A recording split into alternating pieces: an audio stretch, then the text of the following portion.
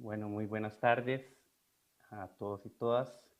Es un gusto saludarles en este día miércoles 28 de octubre, en el primer reencuentro de Educación, Investigación y Tecnología Digital y en el segundo encuentro internacional de investigación interuniversitaria estudiantil, en el cual tenemos el agrado de tener como una de sus actividades la presentación del 15º Encuentro Nuevas Voces en Ciencias Sociales del Instituto de Investigaciones Sociales de la Universidad de Costa Rica, donde hemos trabajado también en conjunto con la Universidad Estatal a Distancia, específicamente con el Observatorio Estudiantil.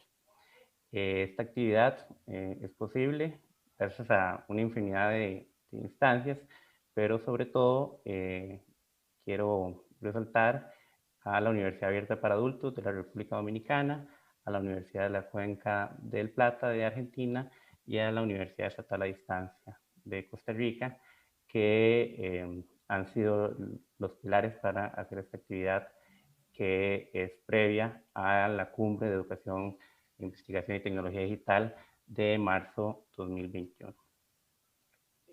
Un poco para contarles del encuentro Nuevas Voces en Ciencias Sociales. Es un espacio que el Instituto de Investigaciones Sociales de la Universidad de Costa Rica creó hace ya más de 15 años, en el que busca que jóvenes investigadores e investigadoras presenten sus propuestas de trabajos finales de investigación, tanto de licenciatura como de posgrado, y originalmente nació como un espacio para estudiantes de la Universidad de Costa Rica, pero poco a poco ha sido un espacio que se ha abierto para que más personas de otras universidades participen.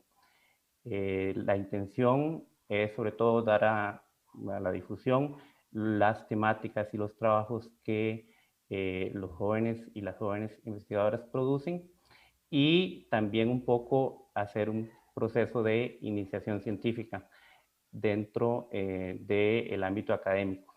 En los últimos años, lo que hemos intentado es también el fomento a la producción de material no académico, intentando combinar algunos formatos como póster, como ensayo fotográfico, y este último que menciono ha sido uno de los pilares para esta edición número 15, y de los cuales muchos de los trabajos que tendremos hoy a presentar van a tener este formato. Rápidamente les comento que el día de hoy tendremos una pincelada de los trabajos. Originalmente Nuevas Voces se hace en la Semana Universitaria de la Universidad de Costa Rica en el mes de abril, pero pues por la condición de pandemia hemos tenido que modificarlo un poco y tendremos dos momentos de presentación. Ahorita, ¿verdad? En esta fecha de octubre, donde será un poco un resumen de los proyectos y una probadita de las temáticas que las y los estudiantes están abordando. Y en la fecha del 25 de marzo se hará una presentación ya de los trabajos en su versión completa en la primera cumbre de educación, investigación y tecnología digital, ¿verdad? Entonces, un poco es una invitación para darle seguimiento como a las temáticas, y que ya después, en el mes de marzo del próximo año, ustedes tengan la oportunidad de ver los trabajos completos. Ojalá ya también con una publicación académica de la cual ustedes puedan tener también acceso de manera digital y gratuita, que es muy importante. Es para el Instituto de Investigaciones Sociales todo un placer, ¿verdad? Colaborar con otras instituciones académicas en el fomento de la iniciación científica que puedan tener jóvenes investigadores e investigadoras, que creemos crucial que se dé, sobre todo en momentos donde la humanidad está viviendo un montón de pues dificultades, y que tenemos desde las ciencias sociales mucho que aportar a esas dificultades, y principalmente en la región latinoamericana, que como bien sabemos es una región muy rica en muchas cosas, pero también con muchas problemáticas que debemos de abordar y bueno, sobre todo desde una visión crítica y transformadora, que es sumamente importante. Entonces, bueno, tenemos poco tiempo para bastantes propuestas que vamos a presentar. Entonces, rápidamente voy a explicar la dinámica. Tenemos 10 proyectos que vamos a presentar.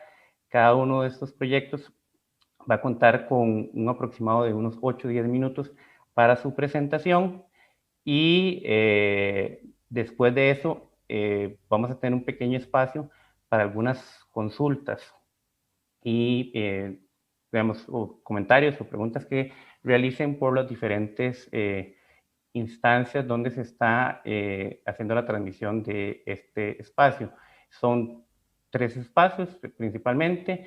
Está el Facebook Live del Instituto de Investigaciones Sociales. Está también el chat de Zoom, que hay personas, ¿verdad?, que no forman parte de Nuevas Voces, pero están acá escuchando las conferencias y pueden hacer preguntas en el chat. Y también en el YouTube Live, donde se está transmitiendo este espacio. Entonces, bueno, sin más, voy a empezar con el primer trabajo, con la presentación, que está a cargo de Wendell Mora Rivera, estudiante de Antropología de la Universidad de Costa Rica, con el proyecto sobre colectivos migrantes y representaciones sociales, la salud en el cotidiano de las personas migrantes nicaragüenses en Costa Rica. Entonces, le cedo la palabra a Wendell. Muchas gracias. Muchas gracias, Gustavo, y un cordial saludo a todas y todos en este evento. Quisiera agradecer también a las instituciones que hicieron esto posible, ¿verdad? Bueno, Gustavo, no sé si ya podría estar disponible la presentación, comenzando, pero... Sí, Wendell, si quieres empiezas y ya la Ok, comparto. listo, excelente, muchas gracias.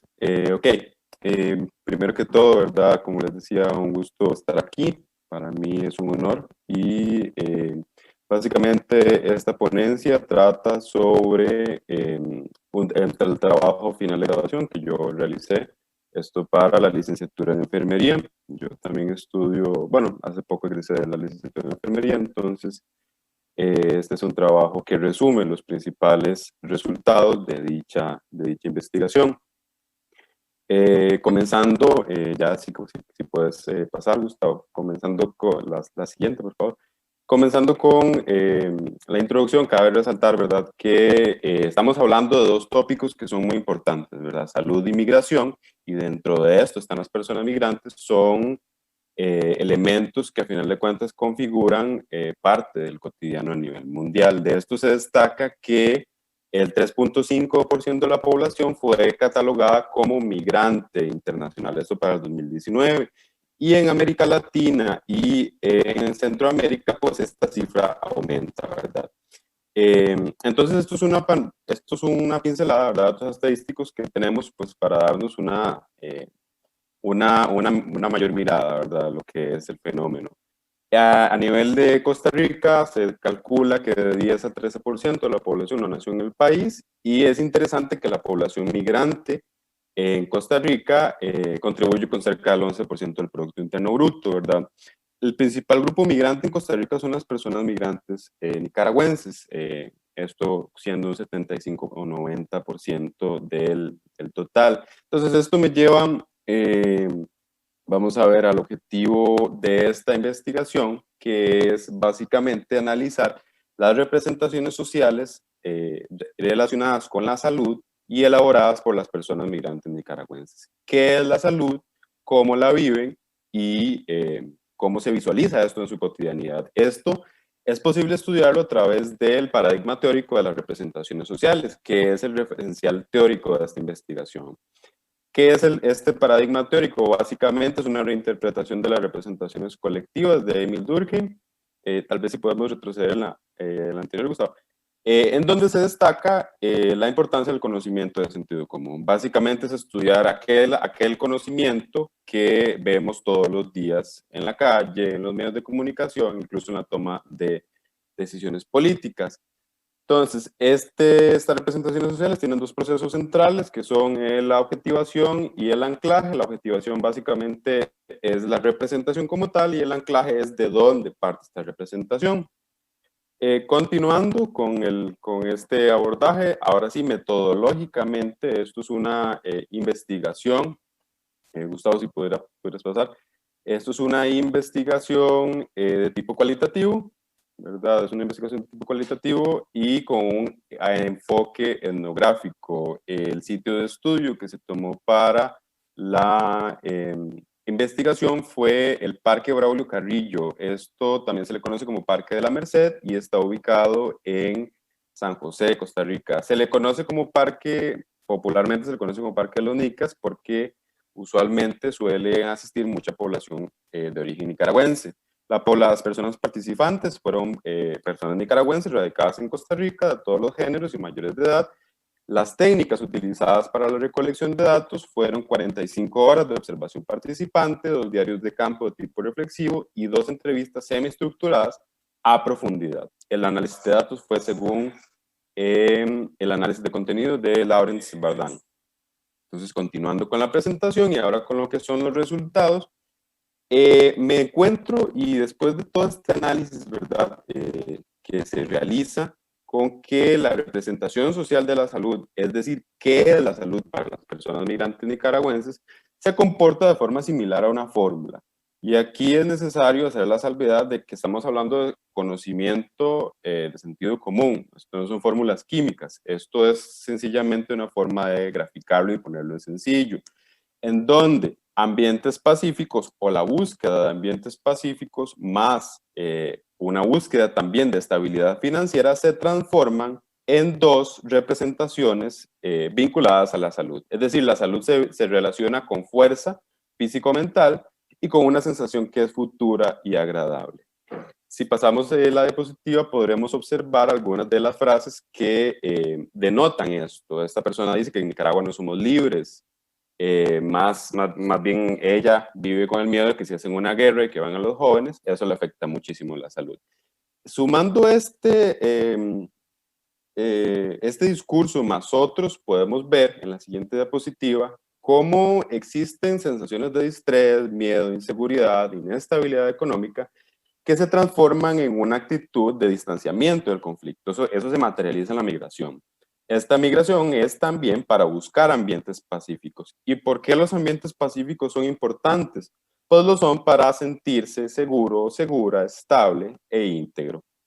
Continuando con el segundo elemento que da origen a la representación, dice esta persona, autoidentificado como hombre, que sin salud no podemos trabajar. Si no tenemos una buena salud, no podemos trabajar. Si tenés salud, tenés trabajo o podés conseguir un buen trabajo. Este extracto de entrevista, así como en otros extractos de otras personas, lo que refleja es una realidad. Básicamente, la migración también ocurre pues, para buscar más y mejores oportunidades laborales.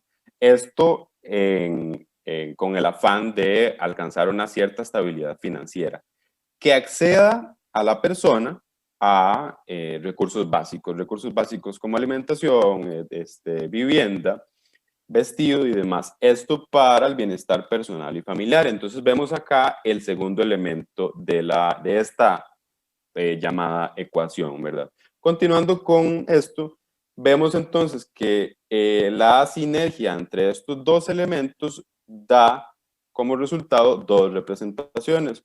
Una de ellas entonces está relacionada con la salud como una fuerza físico y mental, y esto se puede ver acá. ¿Qué es la salud para mí? Bueno, la salud es vivir bien físicamente, porque sin salud no podemos trabajar. Y sin salud no podemos trabajar es importantísimo, porque se observa la salud, como les decía, como una fuerza. Es decir, la salud es una fuerza que permite a las personas trabajar en el día a día y pues esto fue visualizado de manera muy importante dada su condición de personas migrantes, ¿verdad? En el contexto de que en la adaptación al nuevo país, el trabajo es importantísimo. Siguiendo con la presentación, podemos observarlo de mejor manera ahora gráficamente. Aquí en parte de la entrevista, esto fue un dibujo por evocación libre, observamos a una persona sana y se observa lo que es una persona pues, fuerte, que podríamos catalogarlo como móvil incluso, Y una persona no sana es una persona que está en cama, que no es fuerte y que no puede, pues, hacer absolutamente nada. Es decir, no puede trabajar tampoco. Y esto lo mencionaban muchísimo también. Y finalizando, la salud también es observada por las personas como una fuerza que es etérea, es decir, es un concepto muy abstracto ligado a otros conceptos abstractos. La salud es vida. Otras personas decían, la salud es tranquilidad, la salud es felicidad. Continuando con la presentación, vemos este dibujo, en donde las personas dicen, al escuchar la palabra salud, dibujo lo primero que se venga a su mente, y observamos un paisaje. Pero yo le preguntaba a la persona y me decía que la salud para ella es tranquilidad. Entonces observamos de manera final que la salud, a final de cuentas, nace y se transforma. Si gusta, pasamos de diapositiva, Gustavo. Nace y se transforma en tres momentos claves. Con los antecedentes en Nicaragua, es decir, toda la inestabilidad social, política y económica, con el proceso migratorio y la adaptación a Costa Rica. Finalizando, esto nos lleva a este esquema en donde, como les decía, existen tres momentos que son clave, que son los antecedentes en Nicaragua, el proceso migratorio y la adaptación a Costa Rica. Esto por medio de pues lo que es el proceso representacional, es decir, la génesis de las representaciones sociales, se transforma en una búsqueda de ambientes de paz y generación de estabilidad financiera, lo cual es igual a una sensación etérea, futura y agradable, que es lo mismo que salud, y estar estable financieramente es importantísimo pues para constituirse, ¿verdad? Como una persona saludable, pero ahora a nivel físico y mental. Otros elementos como el autocuidado, el acceso a servicios de salud y las redes de apoyo y la fe en Dios son también importantes dentro de esta esquema. Finalmente, destaco de esta investigación pues la importancia, ¿verdad?, de estudiar la salud en la cotidianidad, más en tiempos como los que vivimos, dado que, pues vamos a ver, los cotidianos de todas las personas en los diferentes grupos tienen sus particularidades y estas representaciones sociales nos dan insumos importantes para comprenderlos de mejor forma. El sentido común, mismo que estudia las representaciones sociales, nos puede aportar insumos también importantes para entender e incidir sobre el comportamiento social desde la política pública. Y también es necesario mayor integración entre sectores y actores, sobre todo la inclusión de las voces de las personas migrantes en la toma de decisiones. Eso es un punto importantísimo, ya que esta investigación arrojó resultados interesantes que pueden nutrir el debate público. Y aquí está mi contacto por si quisieran profundizar más en el tema. Muchas gracias. Muchas gracias, Wendell. Muchas gracias por tu presentación y por respetar el tema del tiempo. Seguidamente, denme un momentito nada más para tener aquí a mano la agenda. Seguidamente, seguimos con la presentación de Judy Lodriani Pulido Martínez. Ella es estudiante de Ciencias Criminológicas de la UNED y nos va a presentar su trabajo llamado Las causas sociales del delito, un acercamiento a los delitos cometidos por personas migrantes colombianas en Costa Rica desde la sociología criminológica. Gracias, Judy.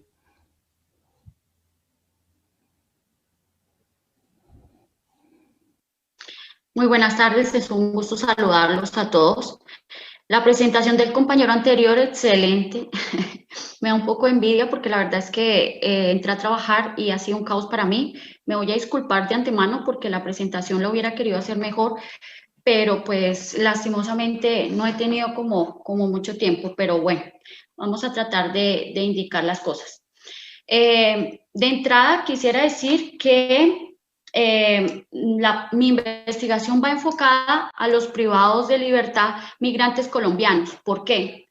Porque cuando yo una vez tuve que ir a hacer una capacitación por parte de UNED a San Sebastián, conocí unos colombianos que ellos decían que era de la población más abandonada. Entonces me causó un impacto muy grande, tanto que cuando tuve que elegir el tema de la tesis, escogí prácticamente identificar las causas que lleva a la población colombiana a cometer delitos en Costa Rica y también con la intención de enfocar esta investigación investigación para hacer una alianza. Esto, por ejemplo, con la Embajada de Colombia y con UNED, porque se nos ocurrió que había tantas falencias dentro de la investigación. Entonces, hice una reunión con UNED y con la Embajada de Costa Rica, con el embajador Martín. Dice que muchos privados de libertad no tienen cédula colombiana porque muchos son cogidos en el mar, los atrapan en el mar y pues se vienen sin cédula.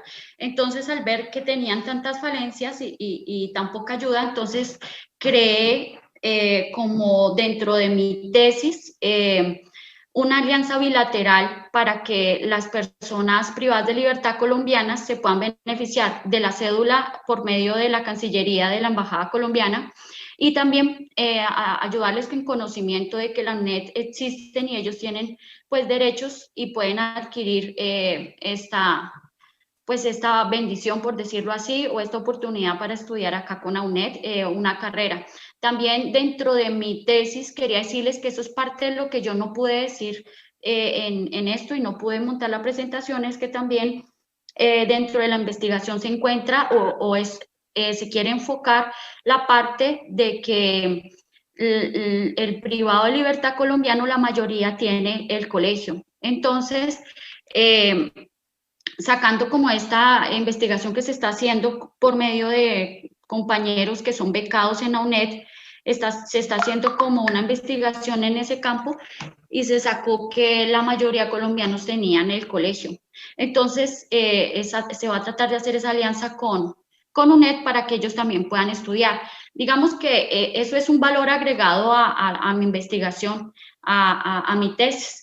Bueno, el objetivo general es analizar las causas sociales que llevan a la población migrante colombiana a cometer delitos en Costa Rica.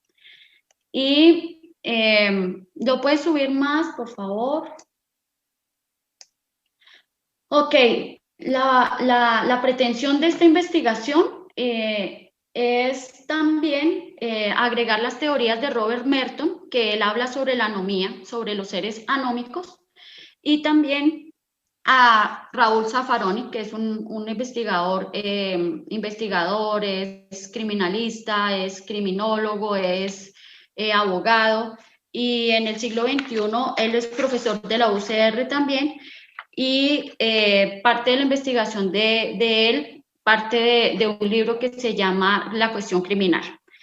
También quería decirles que dentro de la investigación se toma el tema de la migración y parte del problema de este. Dice que aunque no es nuevo el tema de la inmigración y de los delitos, en ocasiones la acompaña, es un tema de coyuntura e impacto social, un tema en primera plana de agenda pública en Costa Rica. Bueno, dentro de esto también podemos decir que se va a hacer una introducción sobre el consumo, cómo el consumo desde tiempos ancestrales, o sea, empieza desde las sustancias como elemento cercano a la espiritualidad. Entonces, mucha gente anteriormente lo hacía para obtener placer, y también vemos cómo el consumo actualmente, el abuso del consumo, tiene que ver con factores sociales, biológicos, culturales y económicos, entre otros. Desde la perspectiva de la sociología criminal, que va enfocada a mi investigación, se identificará y comprenderá las condiciones y el entorno donde se desarrolla el delito. Y en este caso está Costa Rica y parte de la gente que delinque desde Colombia. Y esto a fin de contrarrestar el incentivo que tienen ellos para delinquir. Esto permitirá conocer el alcance y las dimensiones de cómo este fenómeno afecta a la sociedad costarricense.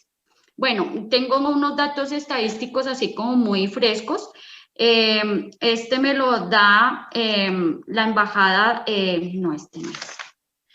La embajada colombiana dice que hay 17.416 privados de libertad colombianos. Dentro de estos están 5 mujeres y 240 hombres privados de libertad, la mayoría aquí en la Reforma.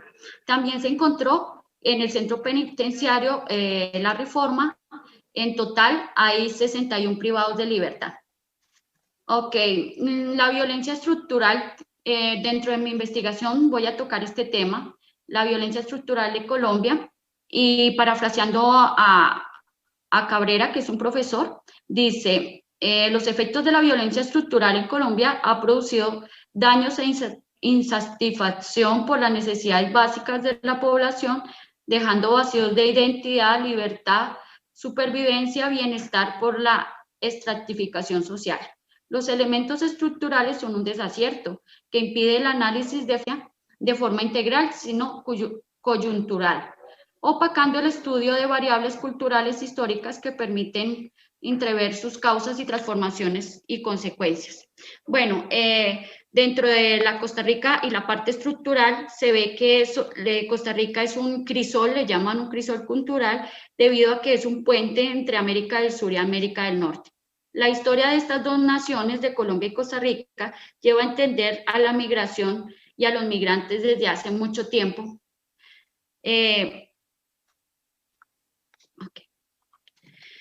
Bueno, este trabajo de investigación busca patrones de conducta delincuencial a los migrantes colombianos para crear estrategias de mitigación y prevención. Esta es como la estrategia que se tiene con la Embajada de Costa Rica, con la Embajada de Colombia y con la UNED.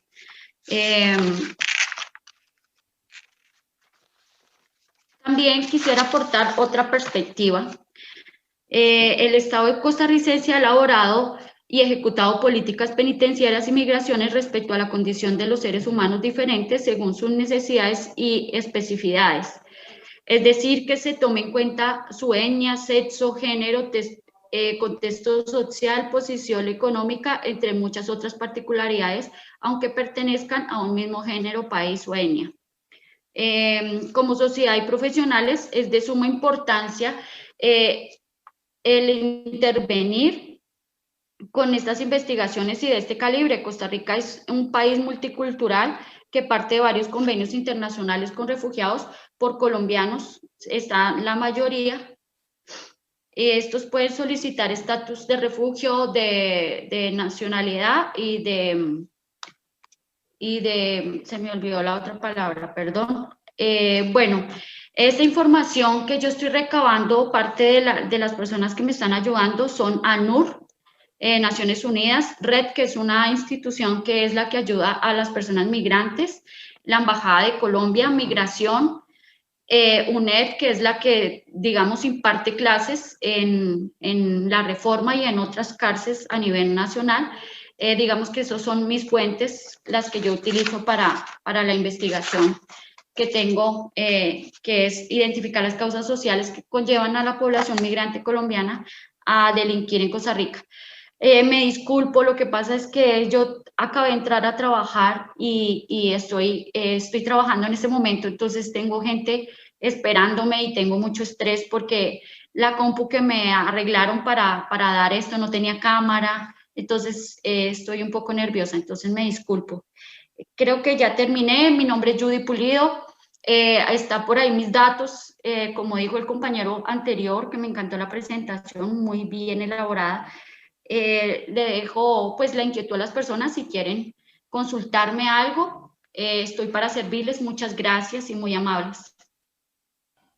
Judy, muchas gracias, no, más bien tranquila y gracias por a pesar de esa dificultad, pues conectarte para la presentación, muy amable. Muchas gracias. Sí, seguidamente seguimos con el trabajo de Fainier Calvo Chavarría y de Laura Vargas Rodríguez. Ellas son estudiantes de Trabajo Social de la Universidad de Costa Rica y tienen el proyecto llamado Migración, Género y Acceso Laboral de las Mujeres Colombianas en Costa Rica. Entonces les dejo la palabra. Muchas gracias. Buenas tardes a todos y a todas las personas presentes y me escuchan bien. Sí, se escucha perfecto. Perfecto, gracias. Me disculpo, no voy a poder encender la cámara, no sé si es por la luz, pero se me apaga. Entonces, bueno, no sé si Gustavo me hace el favor de compartir la presentación. Sí, si quieres empieza, ya casi aparece. Gracias.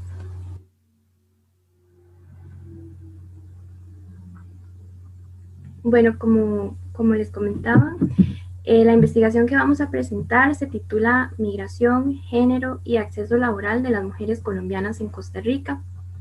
Esta fue desarrollada como trabajo final de graduación para acceder al título de licenciatura en la carrera de Trabajo Social, como nos mencionaba Gustavo, en la Universidad de Costa Rica. El porqué de la investigación, bueno, nos basamos en que se ha registrado un aumento de la migración en Latinoamérica, más específicamente en el caso de Costa Rica. La población migrante con mayor presencia es la población colombiana. Según datos del INEC, esta ocupa un segundo lugar en el país, representada por un 4,3%. Además de esto, es necesario subrayar que de este total un alto porcentaje es representado por mujeres, aproximadamente un 49%, lo que nos remite a lo que se conoce como la feminización de la migración. Desde esta investigación, además, se entiende lo que es la migración como un proceso social transnacional que se conforma por redes de relaciones formadas tanto en el país de llegada como en el país de origen. La siguiente, por favor. Muchas gracias. Bueno, en cuanto al abordaje teórico-metodológico, esta fue una investigación cualitativa. Se trabajó también desde las vivencias y subjetividades de las mujeres migrantes colombianas en Costa Rica y partimos desde los feminismos decoloniales, donde se analiza la discriminación desde la intersección de diferentes categorías. Precisamente un elemento visible que se analizó es la discriminación y los estereotipos sobre las mujeres colombianas en Costa Rica y cómo esto influye en el acceso al mercado de trabajo y a la generación de ingresos. Se realizaron entrevistas semiestructuradas a 10 mujeres, principalmente de la zona de Occidente. En cuanto a los principales resultados, bueno, se obtiene, en primer lugar, en relación a las causas de la migración, que las principales, bueno, son las causas estructurales y socioculturales, siendo la pobreza y el desempleo las causas estructurales más, o principales, más bien. Esto debe entenderse y analizarse en el contexto económico y político que rige, es decir, una sociedad globalizada donde el neoliberalismo vulnerabiliza a ciertos sectores de la población y en este caso a las mujeres, lo que va a generar una marcada brecha de desigualdad en la población y se refleja en la dificultad para acceder al sistema educativo superior en Colombia. Entonces, ellas ven la necesidad de emigrar hacia Costa Rica para poder tener acceso a una educación superior y así también acceder a mejores oportunidades de crecimiento profesional. Aunado a esto, con la información recolectada, se hacen visibles que en Colombia hay muy fácil acceso a los estudios técnicos. Sin embargo, lo que es el acceso a la educación universitaria sí es bastante limitado y costoso. Entonces ellas nos indicaban que les costaba mucho porque tendrían que estudiar y trabajar al mismo tiempo.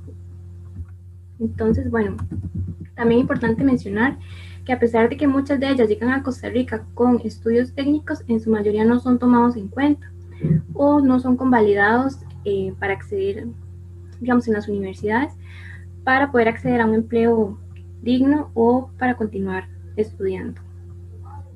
Seguidamente, con la fotografía 2 quisimos retomar, bueno, tratamos de representar un poco la realidad sobre el acceso al empleo, y es que para ellas en Costa Rica resulta muy difícil debido a los múltiples obstáculos a nivel social, cultural que se presentan y la poca intervención del Estado. Se evidenció que hay una gran cantidad de mujeres colombianas que están insertas en el mercado informal, es decir, es aquel mercado o empleo que está al margen del control tributario y de la seguridad social del Estado.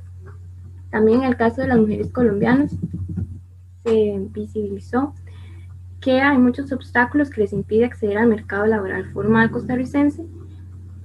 Entonces ellas buscan otras estrategias para generar ingresos para poder satisfacer sus necesidades y las de sus familias, como la venta de repostería, los chocolates, o creando bueno, pequeños negocios. Y evidentemente para esto ellas tienen que invertir en la compra de equipo y de material para poder poner en marcha estas estrategias de generación de ingresos. Mi compañera continuaría.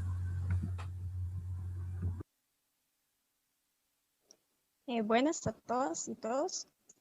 En la fotografía 3, como resultado de la investigación, podemos ver, como mencionó mi compañera Laura, que la principal estrategia de estas mujeres para poder obtener ingresos es el empleo informal. Esto debido a que para ellas es muy difícil insertarse en el mercado laboral formal en Costa Rica. ¿Y por qué se da esto? Bueno, se da por una serie de causas estructurales y también estereotipos sobre la población. De esa manera, entre los resultados podemos ver que hay venta de repostería, de chocolates, helados, como estrategia para poder subsistir ellas y poder subsistir sus familias. Asimismo, podemos ver en la fotografía 4 que hay una desvalorización del trabajo y los productos realizados, estereotipos sobre las mujeres que permiten que se dé esta discriminación. Y eso está relacionado a lo que es la colonialidad del poder y el ser, que son categorías propuestas por Aníbal Quijano, y también a ello se suma la colonialidad de género propuesta por Lugones y Hernández. En donde hablamos de colonialidad, podemos decir que es una colonialidad que son patrones de poder que generan y reproducen jerarquías y relaciones de poder. Entonces, en esta jerarquía de poder, las mujeres colombianas se encuentran en una posición inferior o son colocadas en una posición inferior y vistas como ignorantes. Entonces, cuando algunas de ellas nos relatan que cuando salían a vender sus productos, se enfrentaban a una serie de comentarios que desvalorizaban y les decían que tenían que mostrar que esos productos eran realizados por ellas. Entonces, se ve esta colonialidad también donde se interseca una condición de género debido a que se trata de mujeres, también de migración y de clase, pues son mujeres que están en una condición más vulnerable.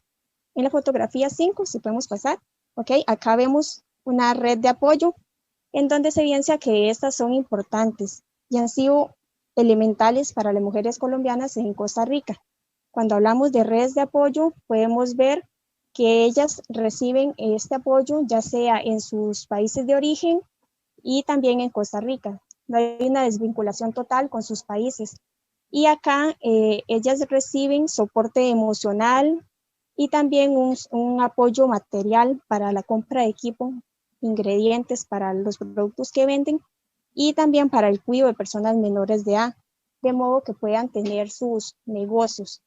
Entonces, podemos ver como conclusión que hay una violencia estructural como principal causa de migración, una intersección de violencias que viven las mujeres, donde la concatenación de categorías, mujer, pobre, migrante, intensifica las desigualdades, las actividades informales como principal estrategia de generación de ingresos.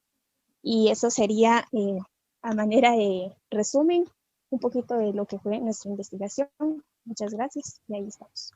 Muchas gracias a Fainier y a Laura por su presentación. Muy interesante el trabajo. Seguidamente vamos a continuar con la presentación de Catalina Arce Aguilar y Karen Monge Cascante. Ellas tienen el trabajo Deambulando con las mujeres, escenas josefinas.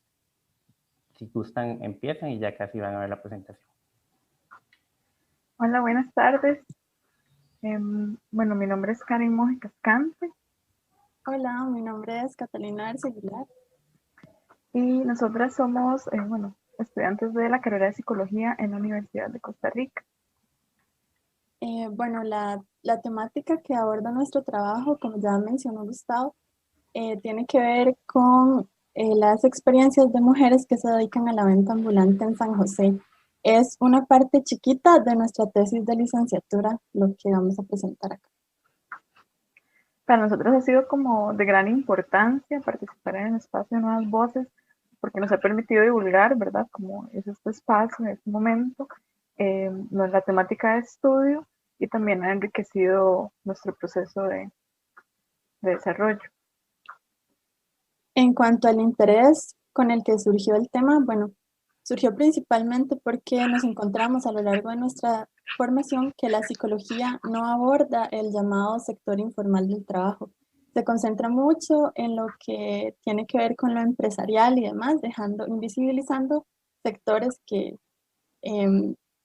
se han ignorado por más de un siglo. De esta manera, uno de nuestros principios teóricos, éticos y metodológicos fundamentales es el planteado por Martín Barón, que nos exhorta como profesionales en psicología a volver la psicología un instrumento para la liberación de las clases oprimidas y trabajar desde sus necesidades y realidades.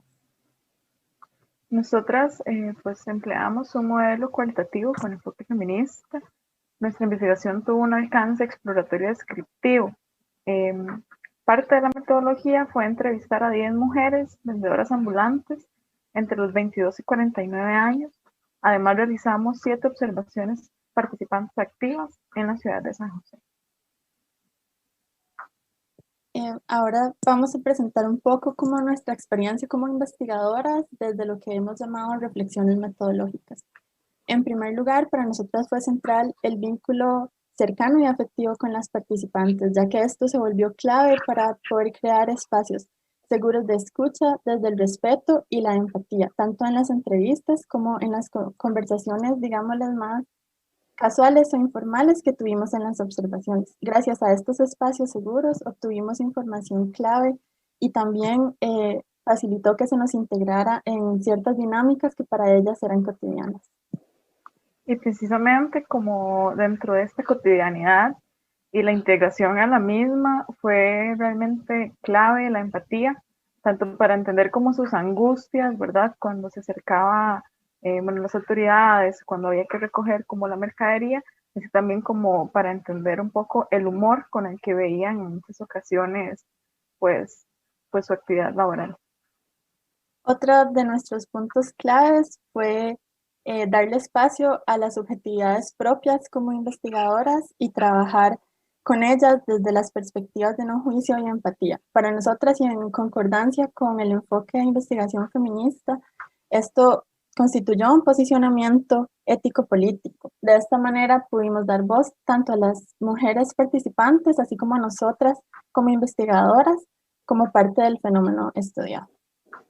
También un ejercicio que realizamos a lo largo de la investigación y de manera constante fue pues el cuestionamiento de nuestros privilegios, ¿verdad? Para alejarnos también como de las lógicas extractivistas que en muchas ocasiones se presentan en la academia y pues hacer como un uso consciente de las cuotas de poder que se nos asignaban. Ahora vamos a hablar brevemente de 2 retos principales que encontramos en todo el proceso.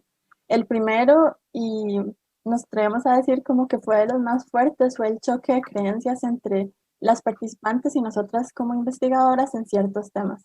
Por ejemplo, durante varias de las entrevistas que realizamos, las mujeres expresaban cosas o situaciones que legitimaban los roles de género y normalizaban la violencia. Una de las más fuertes con las que nos encontramos fue que ellas expresaban que era necesario tener un hombre como pareja para que, ¿verdad?, hiciera el papel de proveer al hogar y también de cuidarles. Además de esto, afirmaban en vínculo con la criminalización y la persecución laboral que sufren, que si no tenían pareja y no tenían padre, no iban a aceptar que un policía las golpeara porque estas figuras de poder o autoridad familiar no las golpeaban, no estaban ahí para golpearlas. Para nosotras, como investigadoras también identificadas con el feminismo, esto fue bastante difícil, puesto que las entrevistas eran tiempos bastante limitados y nos resultó muy complejo poder expresar nuestros desacuerdos con estas posiciones, considerando también que había una diferencia tanto generacional, de contexto y de crianza que definitivamente marcaba o marca las perspectivas, y además que conocemos desde nuestra formación como psicóloga que para abordar temas de patriarcado y violencia se necesita espacios más extendidos y con mayores recursos de los que contábamos en la investigación. Bueno, y finalmente entre los retos que nosotras que hemos como contemplado, ¿verdad? Ha sido el contexto actual de pandemia, pues dependemos totalmente de la tecnología y nos encontramos, ¿verdad?, como ante la pregunta cómo devolverles o qué devolverles a las participantes, ¿verdad? Porque podríamos hacer un video, pero no todas las participantes tienen acceso a un teléfono inteligente. Entonces, ha sido como un proceso de cuestionarnos también, ¿verdad? De pensar qué es lo accesible y cómo hacemos también el conocimiento accesible para todas las poblaciones. Bueno, así concluimos con esta parte. Vamos con una segunda parte breve en la que vamos a presentar una síntesis de algunos de nuestros resultados. Para esta síntesis nos vamos a permitir leer, puesto que lo que hicimos fue construir un guión con base en extractos que no modificamos de las entrevistas con las mujeres, y se van a pasar algunas de las fotografías para que también tengan ustedes la experiencia cercana a lo que significa deambular con las mujeres en San José. Okay. La ley de la calle es esta: si te decomisan un lunes, te van a decomisar un jueves, te van a decomisar un domingo o un sábado. Es como un rito. Te tienen que decomisar 3 veces. Es una ley. Es algo como que está dicho, como una, ¿qué te digo? Como una superstición. Tendete aquí, hoy no están molestando tanto. Hace 3 años no quería entregar igual la mercadería y vinieron y una policía me hizo una llave. Yo me estaba ahogando. Yo vine y la golpeé. Le quebré el radio y me llevaron presa. Entonces ellas vinieron y me agarraron, me abrieron los pies, me exprimían la cabeza contra la pared, me encharchaban, me decían, maldita nica muerta de hambre. Yo lo que hacía era llorar, porque no podía defenderme. Eran muchas y estaba encerrada, estaba encharchada. ¿Cuándo uno va a defenderse? Jamás. Plata no tengo, pero si quieres un poquito de mercadería te puedo prestar. Solo me pagas lo que invertí. Me das mis 6,000 y te dejas la ganancia. Aquí cuesta encontrarte a alguien que te colabore, que te ayude, y si te colabora o te ayuda es con hipocresía o porque al final ve que puede sacar algo de ti. Trabajar para mí sola. Hoy en día para mí sola, pero antes trabajaba para criar a mis hijos. 5 hijos saqué aquí del Boulevard, batallando con la money, porque digamos, mi madre que me crió era vendedora, entonces yo agarré esa profesión de vendedora. Ahora, si me pongo a pagar por él, prácticamente yo voy a trabajar para los cuidos. O sea, después yo no voy a tener plata que para la casa, para la luz, agua, que el cable, que el gas, ¿verdad? Entonces yo le digo a él, camine conmigo. A veces me da pesar porque yo lo camino bajo el sol, bajo lluvia. Cuando me persiguen, yo le digo a él, póngase a correr, ya sabes dónde me vas a esperar. Cuando uno anda con el periodo, cuando está haciendo mucho frío, por lo general, uno va mucho al baño, y cada ida al baño son 5 tejas, y a veces no logra uno vender ni 1,000 colones. Muchas mujeres, señoras ya que tal vez andan rencas, le duelen los huesos, dicen que es de tanta mercadería que se echaban encima. Yo padezco del corazón y padezco de mucha ansiedad.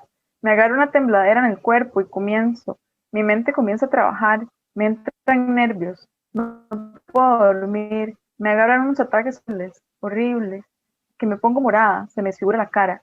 Sí, yo me he enfermado varias veces, pero como aquí yo no pago, no tenemos seguro, entonces no puedo ir a una clínica. Mis sueños no son tan grandes, por decirlo de alguna forma. Yo pienso que nada más termino bachillerato y hago un curso de alguna cosa, no sé, y consigo un trabajo más o menos, y vivo mi vida sencilla. Que nos dejen que nos dejen vender en paz, que se acabe ya esta persecución. Antes, cuando hacíamos huelga, hace muchos años, mi madre estaba viva porque mi madre era vendedora también. Venía y vendía aquí, nos amarramos, nos encadenamos ahí por la gloria, varios vendedores, incluso mi mamá. Yo pienso que reunirnos todas las personas vendedoras ambulantes pacíficamente y hablar no sé, con alguien llegado al presidente o no sé, al más alto de la municipalidad y que nos digan que cuánto podemos pagar por día o que nos cobren un diario semanal para vender en paz. Entonces nos dejen vender, que nos cobren, está bien porque es lo justo, pero que nos dejen vender en paz. Yo sé que no tengo que andar dependiendo de nadie. Para mí eso es trabajo, para mí es un orgullo ser vendedora ambulante. Muchas gracias. Muchísimas gracias. Muchas gracias a Catalina y a Karen por esta hermosa presentación que nos realizaron. Les recuerdo rápidamente, antes de pasar a la siguiente presentación, que pueden hacernos las preguntas por el YouTube Live o también por el chat que tenemos aquí en el Zoom. Preguntas o comentarios. Seguidamente, seguimos con la presentación de Johansson Moncada. Él es estudiante de la carrera de Ciencias Políticas de la Universidad de Costa Rica y nos trae el proyecto titulado El movimiento en palabras, diversidad de prácticas discursivas en el movimiento social LGBTI en Costa Rica. Entonces, Jackson, si gustas empiezas y ya casi aparece la presentación. Muchísimas gracias, Gustavo, y buenas tardes a todas las personas que nos están viendo en este momento y a las que están compartiendo conmigo también. Y muchas gracias a todas las compañeras y compañeros que hasta el momento han podido hablarnos de sus trabajos, los cuales han sido muy, muy interesantes y la verdad es que me han tocado montones también. Pues me llamo Jackson Moncada y soy de Ciencias Políticas y en este momento les voy a hablar de un ensayo que se derivó de una investigación que todavía está en curso en relación a mi tesis de licenciatura sobre el movimiento social LGBTQ+. La investigación principal se enfoca sobre todo en la hegemonía y la contrahegemonía en los discursos que expresan personas o poblaciones que forman parte del movimiento LGBTQ+ en Costa Rica y que expresaron a partir de diferentes acciones colectivas en un periodo de 9 años del 2010 al 2019. En esta investigación, que es la más grande y que digamos incorpora muchas acciones colectivas, se busca sobre todo identificar continuidades y rupturas en el discurso, pero también, digamos, la hegemonía y la contrahegemonía como puntos, digamos, de encuentro o de desencuentro entre diferentes poblaciones. Ahora bien, en este momento yo les voy a hablar sobre mi investigación o sobre este ensayo que yo generé para este encuentro de Nuevas Voces, el cual se titula El movimiento en palabras. Y yo dividí la presentación en los siguientes 5 puntos. Un primer punto en donde hablo de forma teórica entre la hegemonía y la contrahegemonía alternativa. Un segundo punto metodológico en relación a la fotografía como herramienta de análisis y 2 capítulos, digamos, o 2 segmentos del ensayo que buscan ejemplificar 2 conceptos o 2 dimensiones de análisis a partir de la fotografía. Y finalmente, las conclusiones. Gustavo, si quiere, pasa a la siguiente. Como mencioné anteriormente, esta investigación busca sobre todo profundizar en términos de hegemonía y contrahegemonía. El concepto, digamos, inicial propuesto por Gramsci es el que yo tomo, pero sobre todo lo tomo a partir de la construcción que adicionalmente realizaron Chantal Mouffe y Ernesto Laclau en relación a la identidad y sobre todo también a las concepciones que otras autoras sociólogas estadounidenses hicieron adicional a este concepto de hegemonía que tiene que ver con identidad. Gustavo, si quiere, pasa a la siguiente. Así, el concepto de hegemonía que yo construyo parte sobre la posición del sujeto. Los sujetos poseen identidades que no están suturadas, sino que más bien dependen de la posición en la que el sujeto se encuentra en la sociedad y esa posición puede tomar diferentes lugares en tanto una persona se interseca por múltiples realidades. Es decir, en ciertos espacios tengo una identidad y en otros esa identidad se transforma o cambia y por lo tanto yo puedo tener diferentes posiciones del sujeto y puedo tener diferentes ideales o diferentes posiciones ante un marco explicativo, que es lo que algunos autores llaman. Cuando se habla de hegemonía, se habla sobre todo de un concepto de un sistema social universal que intenta responder a ciertas concepciones de mundo. Y hay discursos identitarios que se adecúan a ese concepto hegemónico y por el contrario hay otros discursos alternativos que se diferencian de ese marco hegemónico. Cuando yo reviso la literatura, digamos, la literatura teórica, me encuentro con una propuesta bastante interesante de una socióloga que se llama Mary Bernstein, la cual identifica que las personas poseen identidades que pueden utilizar de diferentes formas. Por ejemplo, una identidad puede utilizarse como objetivo cuando se intenta cambiar la percepción que las demás personas tienen sobre uno o sobre una, y también se puede utilizar una identidad de estratega en tanto esa identidad puede expresarse con el fin de mostrar igualdad ante el sistema hegemónico o por el contrario mostrar diferencia ante ese sistema hegemónico. Y así es como yo llego a esta categoría de sistema igualdad-diferencia en tanto las personas muestran o demuestran igualdad ante un sistema o por lo contrario muestran diferencia.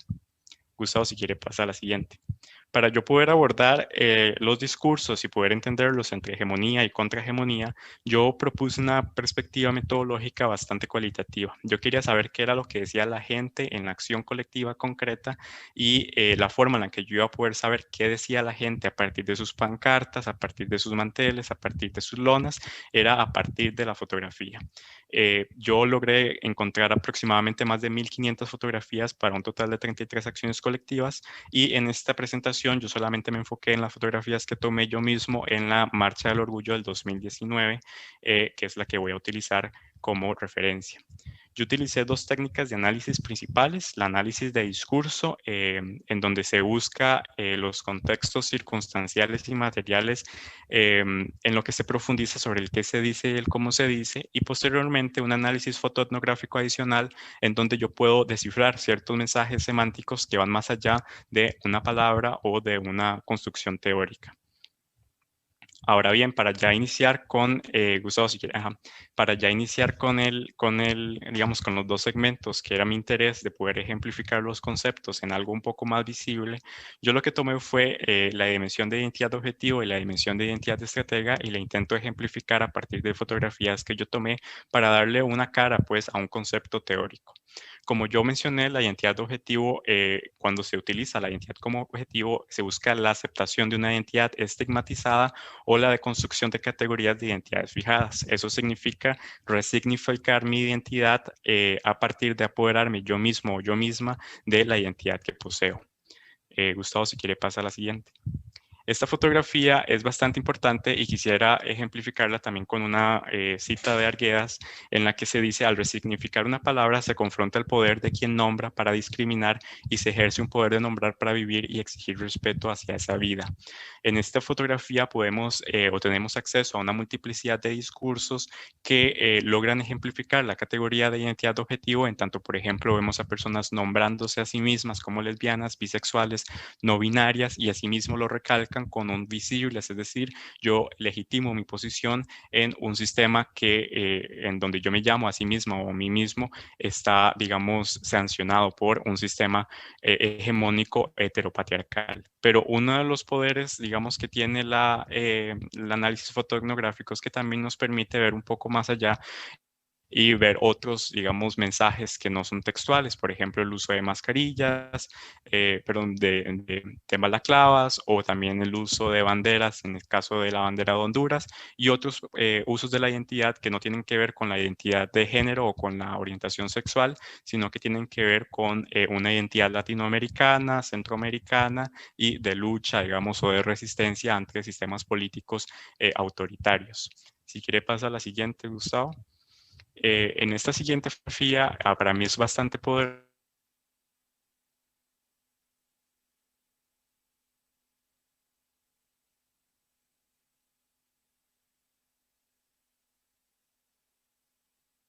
porque también logra ejemplificar mucho. A la profundización de esta imagen permite saber dos cosas adicionales. Primero, se identifica que la identidad se utiliza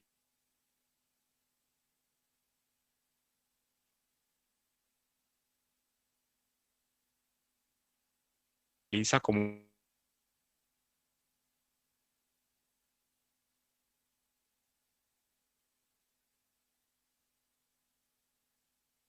un punto de lucro para un capital de igualdad al frente de la Catedral Metropolitana.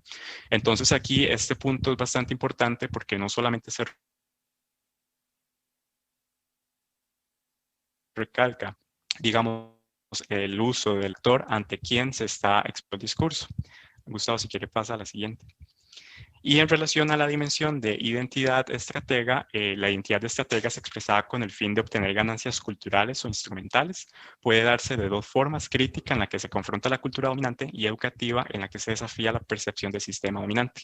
Ya este concepto o esta categoría nos permite hablar más fácilmente de hegemonía y contrahegemonía. Cuando una persona posee un discurso que demuestra igualdad ante el sistema, entonces esa persona no necesariamente está expresando un discurso contrahegemónico. Por el contrario, cuando expresa un discurso crítico, se aleja totalmente del sistema dominante. Gustavo, si quiere, pasa a la siguiente. En este caso, yo escogí dos fotografías para poder ejemplificar este concepto, sobre todo el de igualdad e inclusión, y esta fotografía permite ejemplificar lo anterior. En este caso vemos discursos en los que decimos exigimos respeto, o marchamos por toda la familia y la vida, los derechos no se negocian ni se venden, y en este caso se puede hablar de un uso de la identidad educativa o de igualdad ante el sistema, porque hay un interés de mostrarnos como diferentes, pero al mismo tiempo como iguales. Es decir, yo soy diferente a usted, pero soy igual como ciudadano costarricense. Siguiente fotografía, Gustavo, por favor. En la siguiente fotografía tenemos el caso contrario. Es totalmente una posición del sujeto en donde se critica un sistema hegemónico a partir de diferentes posiciones del sujeto, en este caso un poco más políticas. Por ejemplo, con respecto a una ideología anarquista que también involucra otras reivindicaciones como ambientalistas, feministas, animalistas, comunistas, etcétera. Y en este caso ya no hay, digamos, un interés de mostrarme como igual ante el resto de la sociedad, sino que yo mismo, yo misma, me identifico como diferente, como que no me interesa formar parte de una agregación política. Y finalmente, para concluir, porque ya se me está acabando el tiempo, en realidad lo que yo he descubierto a partir de este ensayo y de mi investigación general es que los discursos en Costa Rica en poblaciones LGBTQ+, se encuentran sobre todo tendientes a mostrar igualdad con el sistema dominante, es decir, yo soy igual a las demás personas y esa igualdad se manifiesta sobre todo en un capitalismo que es bastante abierto, pues, con la desigualdad y también con un discurso, una narrativa cristiana ortodoxa. Por el contrario, aquellos discursos que se alejan del sistema... Y yo soy Carlos Guillermo Calderón Tenor. Nuestra ponencia está constituida por algunos de los hallazgos del trabajo final de graduación para optar por el grado de licenciatura de la carrera de Psicología de la Universidad de Costa Rica, titulada Personas con sexo variante y saber médico, la subjetivación de personas intersexuales y los mecanismos de poder tras las formaciones discursivas científico-médicas. Esta investigación fue becada por el Instituto de Investigaciones Sociales, siendo parte de las investigaciones del programa Culturas, Instituciones y Subjetividades. En esta presentación nos referiremos en primer lugar al contexto de la investigación y en segundo lugar haremos una mención de los hallazgos que abordaremos en el encuentro de marzo del próximo año. Ahora bien, cabe señalar que con personas intersexuales nos referimos a quienes nacen con características sexuales que no se ajustan a las normas médicas establecidas para cuerpos considerados como de hombre o como de mujer. Y cuando decimos endosexuales, nos referimos a las personas que no son intersex. Con respecto al contexto, las primeras interrogantes de la investigación surgen en un módulo optativo de la carrera de Psicología, en el cual se mencionaron testimonios de una persona intersex ante la mutilación de sus genitales a los 5 años de edad.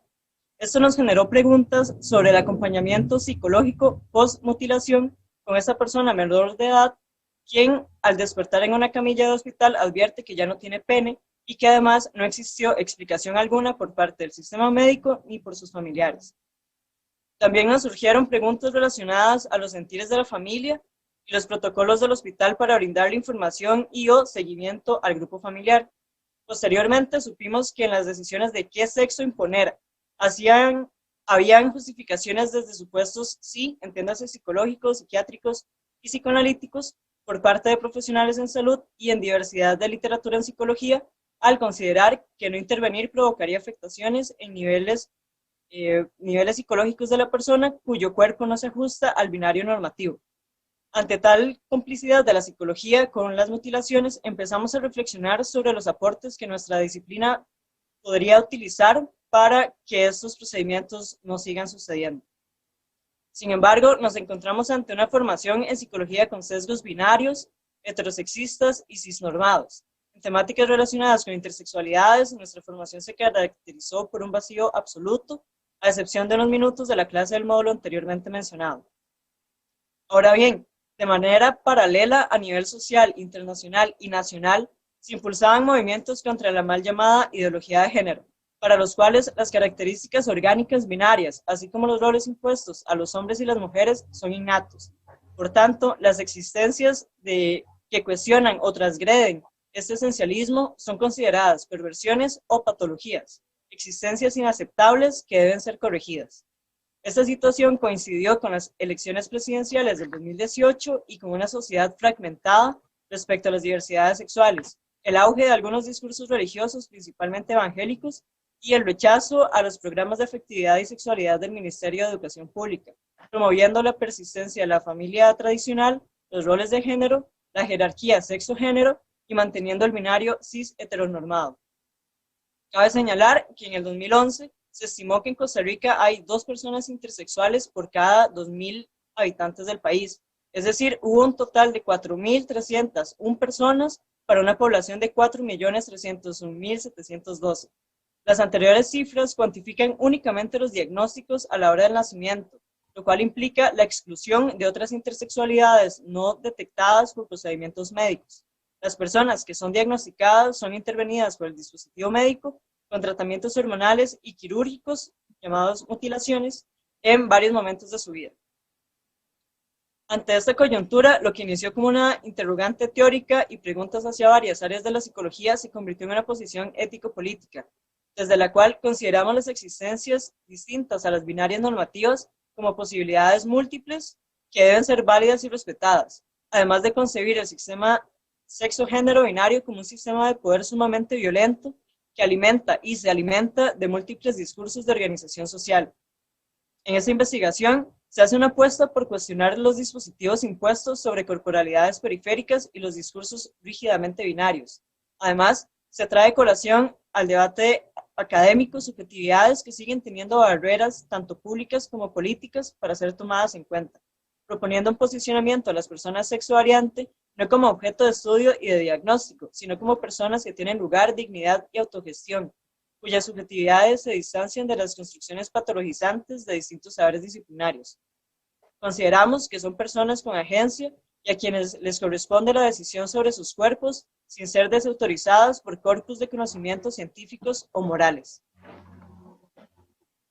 Partiendo de esto, nosotros teníamos claro que nuestras reflexiones teóricas y políticas al respecto del tema debían estar guiadas por personas intersex. Por eso, toda nuestra argumentación partió de las vivencias de 3 personas intersex que aceptaron compartir con nosotros sus experiencias a lo largo de su vida. Gracias a ellas pudimos conocer que estas vivencias individuales dan cuenta de forma explícita de muchísimos tipos de violencia que no pueden sino responder a los mecanismos de censura y represión propios de una sociedad normativa, binaria y patriarcal. Para hacer explícito este ligamen, para poder entender algo de lo social a partir de la narración de la persona, nosotros utilizamos el concepto de subjetivación, partiendo de los textos de Félix Guattari, Gilles Deleuze y Sully Rolnick. Partir de este concepto implica que entendemos que la construcción de la subjetividad de estas personas está ligada en estrechez con los insumos de significado que son dados por el contexto, es decir, que su forma de sentir, pensar, comportarse y demás están vinculadas con los aprendizajes que han tenido de los contenidos ofrecidos por la familia y la sociedad en la que se encuentran. De esta forma, comprendemos que sus formas de pensarse y de sentirse no responden a procesos inconscientes o decisiones conscientes atemporales, individuales y ahistóricas, sino que se articulan en estructura en vinculación con el marco sociocultural en el que crecieron. ¿Por qué esto es importante?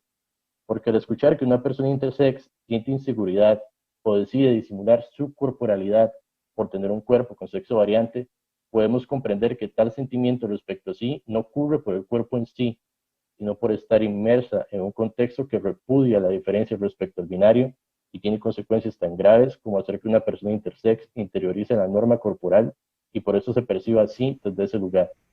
Es decir, la persona se mira a sí misma con la censura que el contexto le impone tener. De esta forma, no individualizamos su sentir y lo entendemos como una consecuencia de la imposición social binaria. Con esto como antesala, lo que nosotros presentaremos en marzo serán 2 categorías elaboradas en el marco de un diseño metodológico de estudio de caso.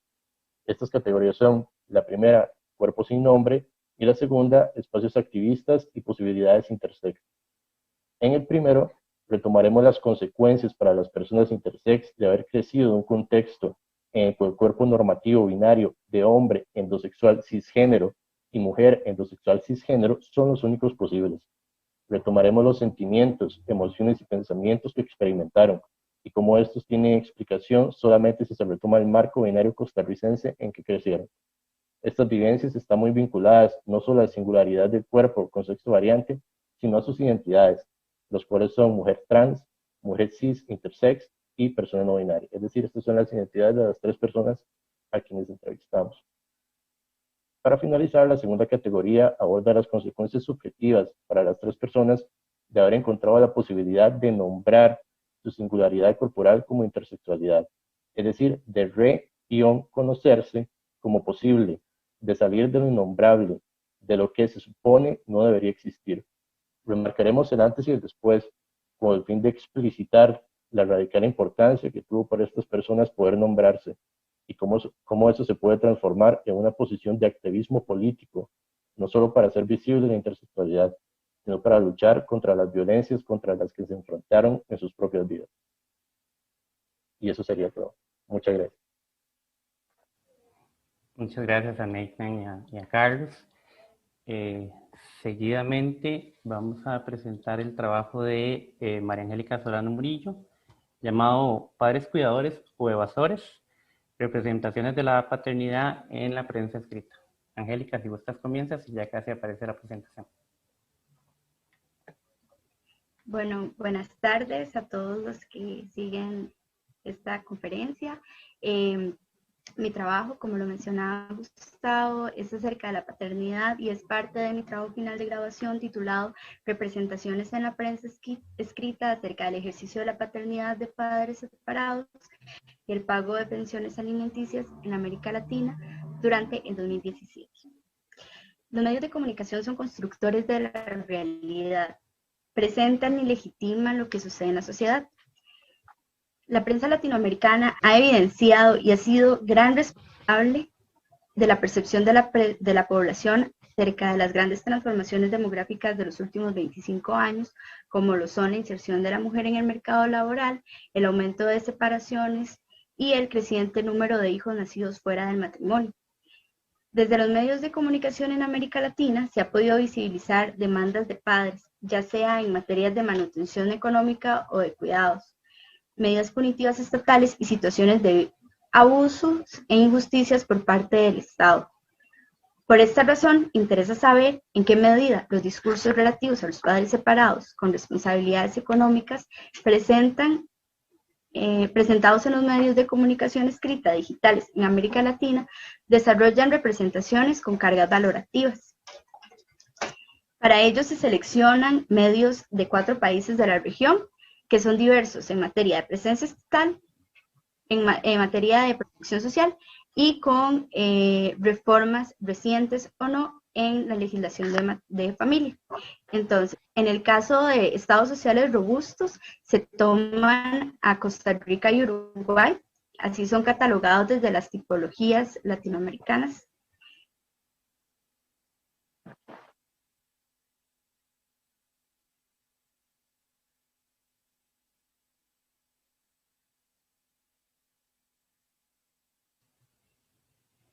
Estamos teniendo problemas. Ya damos un momento para que Angélica se conecte.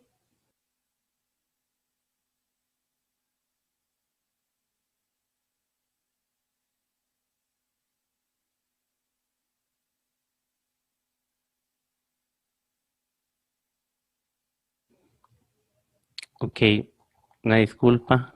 Estamos teniendo problemas con la conexión de Angélica. No sé si ya está volviendo. Listo, Angélica, ya volviste. Es que se te salió. Entonces, si quieres, continúa.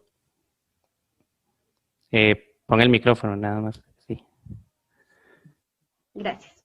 Como les iba diciendo, entonces, para cada uno de los países se toman 2 medios de comunicación.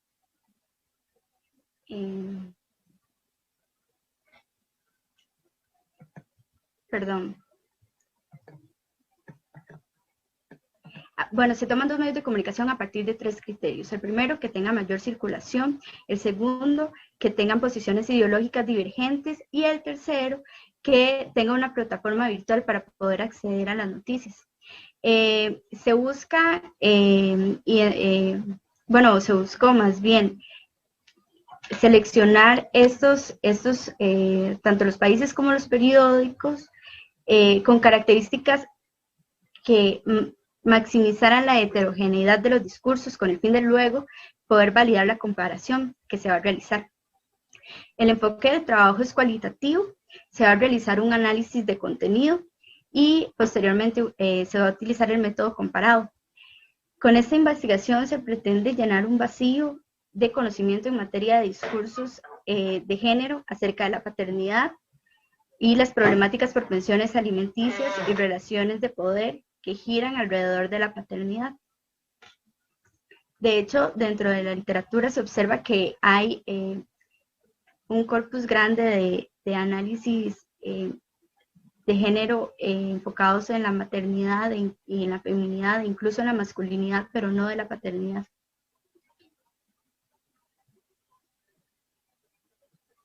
Entre los principales hallazgos se encuentra que a pesar de la diferencia ideológica que se procuró tener en la elección de la prensa, este factor no determinó la similitud o diferencia de los medios. También se encontró que la prensa latinoamericana examinada tiende a centrar la discusión en temas económicos. No obstante, también se identificaron dos temas, otros dos ejes temáticos, que son en materia de cuidados y en medidas de control por parte del Estado. Respecto al eje temático, los temas que más se encontraron más reiteradamente fueron la discusión por tablas alimenticias, también el uso de las tablas orientativas y la rendición de cuentas por parte del administrador de las pensiones. En materia de cuidados, principalmente se discute el asunto de la tenencia compartida y además las visitas de los padres no residentes. También se discute la iniciativa de licencias por paternidad o maternidad sin sueldo. Los medios de comunicación examinados siguen presentando los roles de padres y madres en función de la división sexual del trabajo. Y concretamente se espera que la provisión la dé el padre y los cuidados las dé la madre. El Estado habitualmente aparece asociado como árbitro, pero también como a partir de medidas punitivas cuando el obligado económico no paga la cuota alimentaria.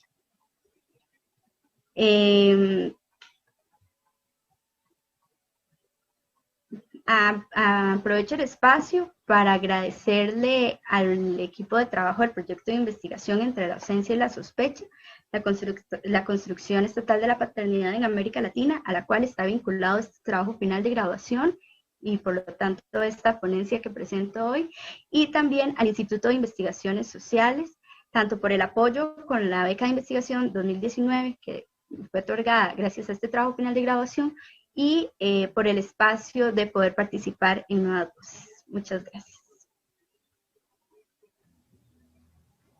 Angélica, muchas gracias por tu exposición.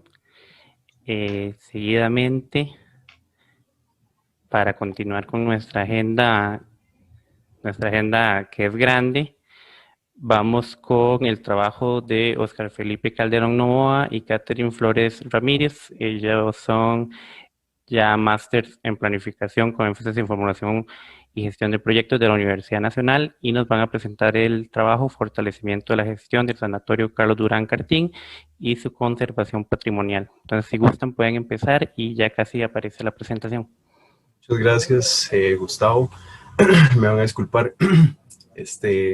Bueno, primero quiero agradecerles a todas las personas participantes, a las personas que están aquí de ponentes, ¿verdad?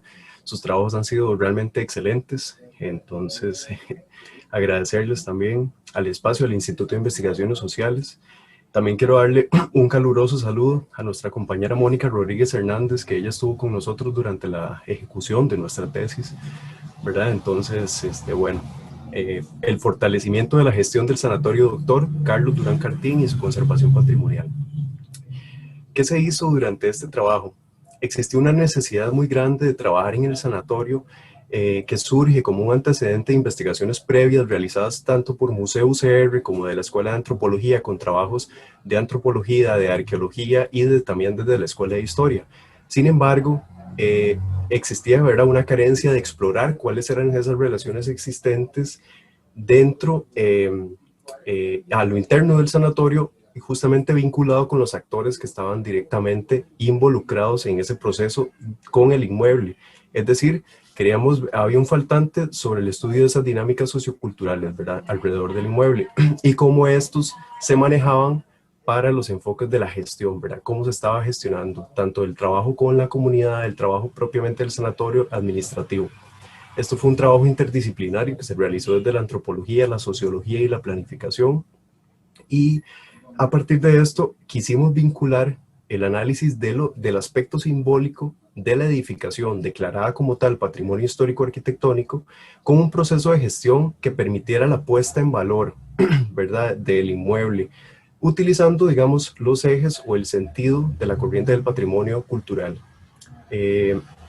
A partir de esto también íbamos a definir, o más bien definimos, una ruta integral para seguir, para concretar ese objetivo planteado, ¿verdad? Que era aportar al rescate, a la preservación y a la puesta en valor del patrimonio histórico arquitectónico, involucrando directamente a la comunidad, ¿verdad? A esos aspectos socioculturales. Que bajemos un poquitito más, por favor. Perfecto.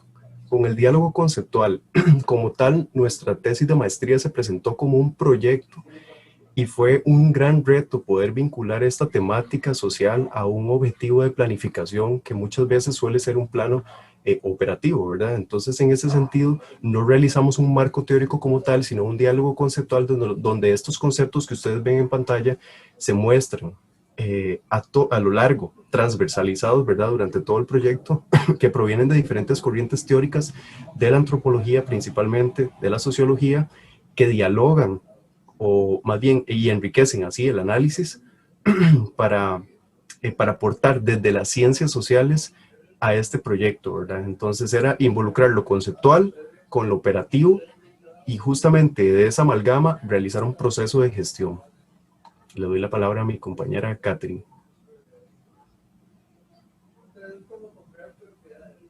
Bueno, buenas tardes. Siguiendo en la misma línea de Felipe, nosotros manejamos la parte conceptual, perdón, la parte metodológica desde lo cualitativo y nuestro trabajo fue descriptivo, ¿verdad? En este sentido.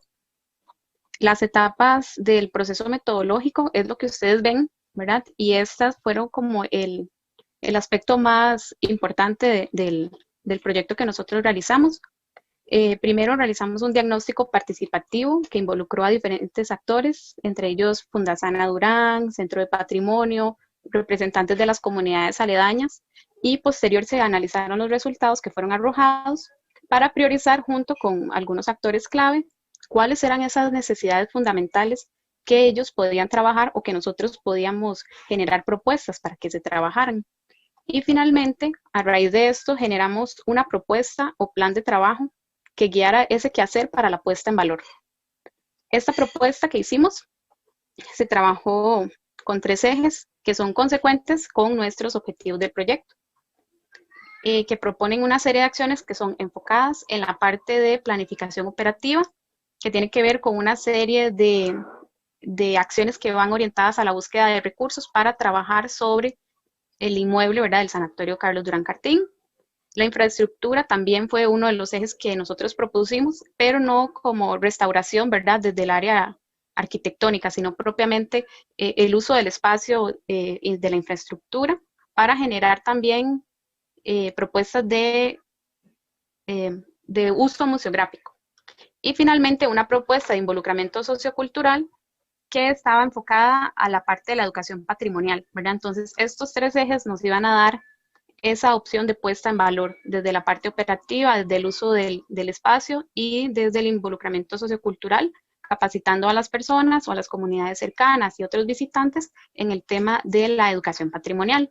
Algunos de los resultados, ¿verdad?, o de las conclusiones que nosotros generamos tienen que ver con la necesidad, o más bien el aporte de la interdisciplinariedad para generar un proyecto que fuera integral, contextualizado y que no fuera ahistórico, ¿verdad? Porque nosotros podemos generar un plan de trabajo sin necesidad de ir tan atrás o analizar tantos antecedentes o sin la necesidad de incorporar esta parte teórica, pero esta es la riqueza del trabajo de planificación en un inmueble declarado patrimonio histórico arquitectónico. Luego, también considerar que la puesta en valor no es un problema de presupuesto, sino que se busca un aporte a la sociedad desde la apropiación identitaria del patrimonio cultural. También que existe un deficiente conocimiento a nivel social, que no solamente es conceptual, sino que tiene también que ver con el tema de la apropiación identitaria del patrimonio cultural y el marco jurídico que lo respalda, también para generar acciones que beneficien los diferentes espacios que son declarados patrimonio a nivel del país, y la poca articulación institucional comunal, y que hace falta también generar procesos de planificación conjuntos, ¿verdad? Si ya de por sí el Ministerio de Cultura tenía presupuesto bajo para responder a las necesidades del patrimonio histórico arquitectónico, ¿verdad? En frente a la situación que tenemos ahora, se va a hacer todavía un poco más complejo. Y finalmente, este proyecto implicó para las comunidades, actores involucrados y para nosotros mismos como investigadores, la idea de ampliar la preservación del patrimonio, ¿verdad? No sé si Felia amplía un poquito más en esta parte. Sí, bueno, también, digamos, a manera de cierre, fue un gran reto para nosotros desde el área de ciencias sociales poder ejecutarnos o poder meternos dentro de la lógica de la planificación, ¿verdad? Que muchas veces tiene un componente en el sentido socioeconómico, pero dándole un poco más de énfasis al aspecto económico. Entonces era un reto cómo vincular este aspecto de patrimonio cultural y de proyecto identitario como tal para realizar un proyecto en conjunto, ¿verdad? Porque para muchas personas solamente era invertir, el sanatorio era solamente invertir dinero o generar ganancias a partir del inmueble. Para otras personas lo principal era el rescate del inmueble como tal, por su representación, por la significación que tuvo en un momento histórico, ¿verdad? De sus paredes, de los artefactos encontrados.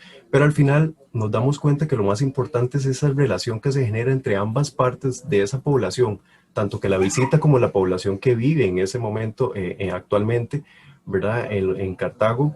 Y un aspecto muy importante para nosotros era la desmitificación, ¿verdad? Ese resignificación simbólico de desmitificar, ¿verdad? A través de esos mitos de la creación de fantasmas que muchas veces entorpecen o obstaculizan la protección, la preservación y conservación del patrimonio cultural, dígase específicamente histórico-arquitectónico, ¿verdad? Entonces ese ir y venir del análisis teórico a la práctica y volver con más elementos todavía para repensar todos los procesos de ejecución que se están dando en el inmueble, permite que los procesos interdisciplinarios como los que logramos se puedan meter para crear alianzas, ¿verdad? De proyectos en conjunto en beneficio del inmueble.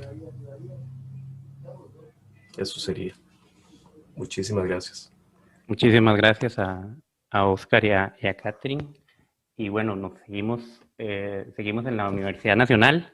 Seguidamente tenemos el trabajo de Karen Licedo Orozco Sánchez. Ella es estudiante de la carrera de Sociología de la Universidad Nacional y nos presenta el trabajo de la incidencia de los factores socioculturales y económicos en la construcción de los procesos organizativos comunitarios en el distrito de Peralta de Turrialba. Karen, si gustas, comienzas y ya casi verás la presentación. Muy buenas tardes, ¿qué tal? Primero que todo, muchas gracias a Gustavo y al equipo del Instituto de Investigaciones Sociales de la Universidad de Costa Rica por brindarme ese espacio, no solo a mí, sino a los compañeros y compañeras aquí presentes para exponer los trabajos que a título personal muy diversos en términos de temáticos y a su vez muy enriquecedores, muy interesantes. Sin más preámbulo, les voy a exponer en qué consiste mi diseño para trabajo final de graduación. Vale aclarar en este caso que este es una propuesta para tesis. Entonces, sí quiero ser muy enfática en esto, aún no se ha ejecutado el trabajo de campo. No obstante, quiero hablarles hoy día en qué consiste mi proyecto de investigación o mi diseño para tesis y más que todo para lo que es la justificación, los antecedentes, los objetivos, cuál es el marco conceptual que voy a trabajar y así como la estrategia metodológica. Esta es la ubicación puntual donde se va a llevar a cabo el trabajo de campo. Lo voy a realizar en el distrito de Peralta de Turrialba, va a ser el distrito número 3, si no me equivoco. Se caracteriza por ser una comunidad liniera que vivió del ferrocarril en aproximadamente 70-80 años en esa comunidad hasta a mediados de la década de los 90 que la actividad ferrocarrilera cesó. Y a través de esa coyuntura, la comunidad como tal tuvieron su forma de organizarse. pero eso se los voy a detallar más adelante cuando ya tenga los resultados. Pero bueno, ¿en qué consiste? O más bien la justificación en breve. Lo que busca en esta investigación es comprender el comportamiento de una comunidad en específico, partiendo estos comportamientos desde la individualidad hasta la colectividad organizacional. Enfocándome más que todo en la construcción de los procesos organizativos comunitarios, concepto en el cual es el que voy a trabajar en esta investigación. Si gusta, pasa, Gustavo. Los antecedentes los realicé de carácter histórico, en donde yo hago referencia a la historia más bien del sistema ferroviario en Costa Rica, delimitando los años 1857 a 1905, luego sobre la transición de los bienes ferroviarios del Estado y hasta el cierre técnico del Incofer, que dicho sea paso afectó a esa comunidad. Y luego hago un punto muy importante que tiene que ver con los referentes históricos de la fundación del distrito de Turrialba y un poco sobre el contexto histórico del ferrocarril de Nicaragua y Bolivia, que tuvieron los comportamientos parecidos a esta comunidad y que quería darle como su toque internacional a esa temática. En lo que es el estado de la cuestión, desde luego lo abordo desde el contexto del ferrocarril costarricense. También hago una explicación sobre desde qué aristas o de qué áreas se ha trabajado el tema de los procesos organizativos comunitarios y también voy a tocar el tema, bueno, y también tomé como referencia un trabajo final de graduación que realizaron en la UCR sobre la recuperación de identidad colectiva, en donde también hago referencia. Pasamos, Gustavo. Entonces, una vez que pasamos por los antecedentes y el estado de la cuestión, me llega esta pregunta, o más bien la formulo de esta manera. ¿De qué manera los factores socioeconómicos y culturales incidieron en la construcción de los procesos organizativos comunitarios en el distrito Peralta de Turrialba, luego del cierre técnico del ferrocarril durante el periodo que abarca del 1993 al 2003? Aquí voy a tomar como referencia estos años para ver cómo se transformó la comunidad mediante esos procesos organizativos comunitarios. Pasamos, Gustavo. Gracias. Estos son los objetivos que hoy día los presento acá. Están sujetos a cambios, desde luego, porque como les digo, recientemente fue aprobado por la comisión y entonces sí va a estar sometido a cambios por parte de la tutoría. Pero bueno, el objetivo general es analizar los factores socioeconómicos y culturales que incidieron en la construcción de los procesos organizativos comunitarios en el distrito de Peralta de Turrialba, luego del cierre técnico del ferrocarril entre los años 1993 al 2003. El objetivo específico 1, describir los factores socioeconómicos y culturales desarrollados dentro de la comunidad durante el periodo limitado. El 2, identificar esos procesos organizativos que se desarrollan dentro de la comunidad. Y el tercero, lo que voy a hacer es relacionar los factores socioeconómicos y culturales previamente identificados en el objetivo específico 1 como agentes de incidencia en los procesos organizativos comunitarios en la comunidad. En lo que respecta al marco conceptual, voy a usar 3 referentes teóricos conceptuales, los cuales consiste en acción colectiva, redes de movimiento y lo que respecta al cambio social. Cuando nos referimos a acción colectiva, según García, se refiere a acción conjunta que persigue unos intereses comunes y desarrolla las prácticas de movilización concretas para alcanzarlos en un sistema sociopolítico económico determinado. Y bueno, y como categoría de análisis voy a utilizar las redes formales, redes informales y lo que es el arraigo cultural, porque la cultura tiene mucha influencia en las formas de organización de la comunidad.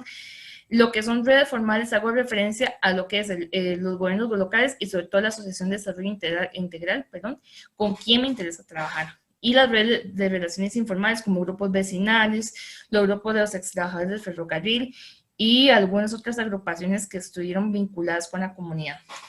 En lo que son redes de movimiento, que tomo referencia a Melucci y lo cito textualmente, que es una red de grupos de cultura y movimiento y una identidad colectiva, la cual no incluye no solamente las organizaciones formales, sino también las relaciones informales que conectan individuos y grupos clave. Voy a trabajar lo que son las estructuras de movilización, intereses comunes, organización y contexto. Esto es para aplicarlo en el objetivo 2. Y posteriormente lo que es el cambio social, ahora sí, es la parte del objetivo 3 que me voy a encargar de relacionar esos factores para ver de qué manera incidieron en esa construcción de los procesos organizativos comunitarios. ¿Qué categoría de análisis voy a utilizar? La relación sujeto-objeto y la organización como factor decisivo. ¿En qué sentido lo abordo? En términos de, aparte de relacionar esos factores, ver cuál fue la determinante en la cual las organizaciones comunitarias se cohesionaron para poder alcanzar una nueva estabilidad en la comunidad luego de ese cierre técnico del ferrocarril y tomando tomando como referencia esa coyuntura, porque recordemos que el ferrocarril es la principal actividad económica, pero vamos a ver cómo se lleva a cabo este proceso. Seguimos. En lo que es la estrategia metodológica, perdón, y para ir cerrando esa parte, vamos a utilizar dos técnicas. El relato colectivo de organización, que se va a llevar a cabo por modalidad de talleres lúdico-participativos y una entrevista semiestructurada. Vale aclarar en esta parte del relato colectivo de organización que sí está sujeto a cambios en razón de la pandemia, porque recordemos que antes de que pasara todo esto, podemos hacer lo que quisiera, talleres, grupos focales, pero en esta parte sí tengo que valorar, porque tengo proyectado aplicarlo al 2021. Tenemos que ver cómo se comporta el COVID-19 en función de todas las medidas sanitarias que va a aplicar, pero sí puede que exista cambios importantes en esta parte. Pasamos. El relato colectivo de organización, bueno, según Cordero, que de una investigación que realizó en Flaxo muy interesante, en donde él trabajó con organizaciones agrícolas, creo que fue en la zona sur, si no me equivoco, en donde se utiliza esa técnica para realizar entrevistas, pero era clara, digamos, que se realiza, y lo hizo por talleres también, pero yo quiero enfocarlo más en talleres. Entonces son una técnica que es basada en las relaciones de miembros dirigentes de las comunidades y se hace mediante relatos y va a tener una participación importante los miembros de la comunidad para que me brinden los insumos para mi investigación. Y para ir cerrando, pasamos lo que es, esas son las 3 sesiones que voy a llevar a cabo para los talleres y luego voy a empezar con lo que son las entrevistas semiestructuradas. Es un cuestionario donde voy a ver el punto de vista de los pobladores, voy a elegir 9 personas para que me expliquen, bueno, cómo se organizó la comunidad. Entonces, como les expliqué al inicio de mi presentación, eso es un diseño para tesis. Y es muy interesante trabajarlo y me apasiona mucho lo que es el tema de lo que es la sociología rural. Entonces, sería todo. Muchas gracias y cualquier consulta, preguntas son válidas y en el chat les voy a estar compartiendo mis datos. Buenas tardes. Muchas gracias, Karen, por tu presentación. Y bueno, tenemos la última proyecto de la noche, y no por eso menos importante, a cargo de Alejandra Moya Mora. Ella es estudiante de Trabajo Social de la sede de Occidente de la Universidad de Costa Rica y nos va a presentar su proyecto de la participación política de las gestoras comunitarias en Asadas en San Ramón, Alajuela, Costa Rica. Entonces, Alejandra, puedes empezar y ya casi sale la presentación. Ok, no sé si me escuchan bien porque estoy con los audífonos. Se escucha muy bien. Gracias, buenas noches para todas y todas. Para comentarles que el proceso de investigación que estoy haciendo, lo estoy haciendo para la licenciatura en Trabajo Social. Es una modalidad de tesis y específicamente toco el tema de la participación política de la mujer porque el tema de la mujer ha estado vinculado con ciertas categorías que al ser estudiadas siguen dejando como vacíos, o sea, cosas pendientes por abordar desde las ciencias sociales. En nuestro caso, al verlo desde trabajo social, por ejemplo, yo lo quiero hacer en síntesis con esta presentación, primero partiendo de ver que la mujer ha estado en un proceso histórico que ha sido muy condicionado por las relaciones de poder, por la división sexual del trabajo y las condiciones materiales, ¿verdad? Eso quiere decir que estamos hablando del patriarcado, de un sistema tan general que está inmerso en todas las facetas de las actividades humanas. Entonces, frente a esa situación de ver las cosas que vive la mujer y tomando en cuenta teóricos como lo que sería María Mais, Silvia Federici, la misma Marcela Lagarde, entre otros como Jean-Pierre Bourdieu, yo fui elaborando mi propuesta tomando en cuenta que el tema de la mujer es muy amplio en cuanto a ver las cosas que le suceden, ¿verdad? Entonces, desde trabajo social, plantear la tesis me permitió decir, ok, el tema es muy amplio, pero yo quiero entenderlo específicamente en la gestión del agua. ¿Por qué? Porque al menos en Costa Rica, este tema es bastante como polémico en este contexto, porque hay un proceso de cambio de reglamentos. ¿Qué quiere decir eso? Vean, cuando les comento de las condiciones materiales que sesgan la participación de la mujer, se remonta a ver que la mujer ha estado conferida a un espacio privado, o sea, no se le asocia con espacios públicos donde pueda tomar decisiones, liderar, entre otras cosas, condicionada también por el género, por tantas cosas que vienen de esas intersecciones.